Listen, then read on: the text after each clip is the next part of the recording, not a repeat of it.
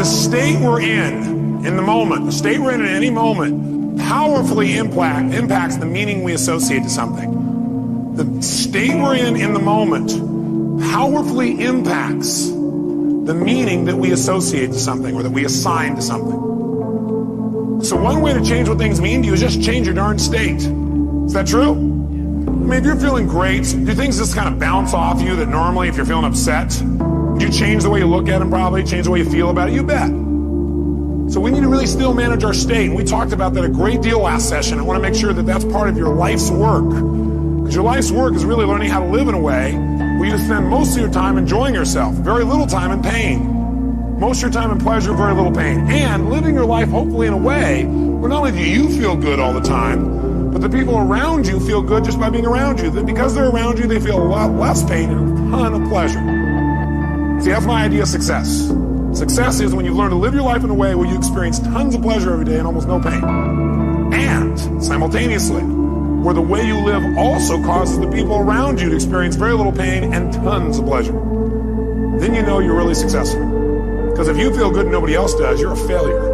Now, that doesn't mean you go around and try and make everybody feel good. Some people have an investment in feeling bad because they think feeling bad equals feeling good. Are there people that believe that, yes or no? Yeah, because they think if I feel bad, then people will notice me or they'll love me more, or they'll help me more, or I'll get more attention, which means feeling good. People have weird crap they work inside their head about how to get to feeling good. Some people think I'm going to feel good when I make $1 billion. Some people are like, when I have this, this, and this, when I get married, have these many children, this and this, then I'll feel good. Some people have, well, I'll feel good if I feel bad because then people notice me and make me feel good. Or you could just like choose to feel good. Which one do you think might be a more intelligent approach? Because who's in control there? You are. You don't have to worry about the environment. And by the way, when you're feeling good, it tends to make you want to feel even better. It makes you share good feelings with other people, which makes them feel good, which makes them reciprocate usually. Not always, but usually. Kind of nice. So the bottom line is we got to manage our state still. And as a reminder, as far as that's concerned, changing state means change the meaning. The way you can do it is either by changing your what? Anybody remember from last session? Change your what? Change your what? Change your physiology. Physiology, again, means the way you move, the way you breathe, your facial expressions, your gestures. The way you use your body determines the way you feel. You got to remember that for the rest of your life. If you're not feeling the way you want to feel, first thing you can do is just change the way you're moving.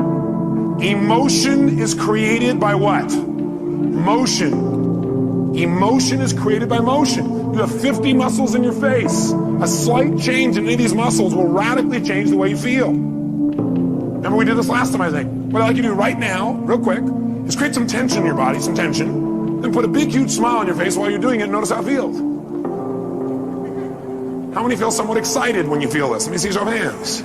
You know why? Excitement has tension in it. The only difference is you send a different biochemistry into your body. You fire off different biochemicals when you make a smile.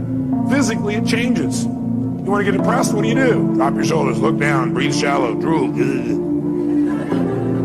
Right? Change the way you move. Some people have limited emotions because they have limited motion. They're trying to express their feelings and they go, I have something important I want to share with you. Hear me. Feel me. I am man. Feel this. Versus, listen to me.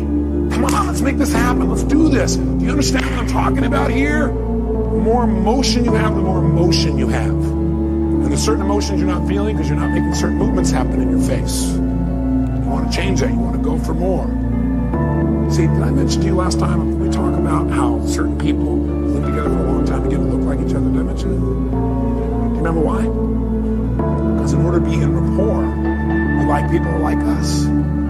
So we mirror back similar facial expressions. We do it enough, we literally mold our muscles to be in that way. We use those kinds of emotions on an ongoing basis. A lot of people look like their dog. I don't have the explanation for that. I don't know if they're mirroring in that case, right? They're trying to pick somebody like it, right? But see, the thing we got to realize is we got to control our physiology. So throughout this day, as last time, I want you to remember to live at level 10. You remember what that means? Living level 10 means what you got to do is ask yourself on a scale from 0 to 10, where's my level of energy? 0 is dead, 10 is unstoppable. Which level is going to allow you to get more out of this weekend? Which one?